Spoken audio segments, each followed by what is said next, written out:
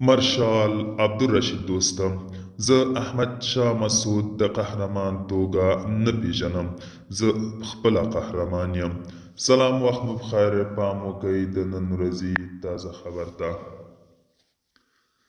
مارشال عبدالرشید دوستم یو ځل بیا د جنرال رازق د تلین په مناسبت د زوم له لارې په خپلو خبرو کې ویل، زه احمد شاه مسعود د قهرمان په توګه نه پیژنم. زه په خپله قهرمان یم. نوموړي د خبرو په دوام کې زیاته کړه، د تیرو 20 کالو کې ټول وزارتونه د پنجشیر خلکو سره وو او د کابل ځمکې یې غصب کړي وي. د جنبش ګوند مشر عبدالرشید دوستم د کندهار د پخواني امنیه قماندان عبدالرزاق اڅکزي د ترور شپږم لمانځلو په یوه اعلامیه کې ویلي چې راتلونکي افغانستان ته ځي.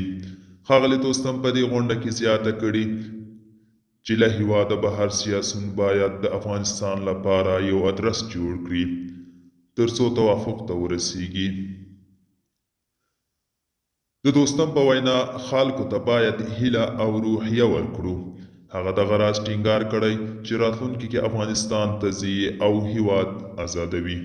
دوستانو، دا و د نن ورځې چمتو کلی خبر. تر بیا هم په الله سپارم.